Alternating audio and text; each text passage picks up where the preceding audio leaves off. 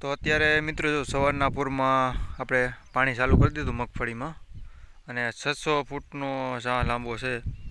જો આ છેડેથી પાણી આવે અને આ છેડા સુધી જાય. રેડી? હા. અને જો અહીંયા આપણી વાડી છે, અહીંથી પાણી આવે છે. અહીં દેડો પડતો હોય તમને દેખાય છે? નહીં દેખાય, ઝાડવાડા આવી જાય.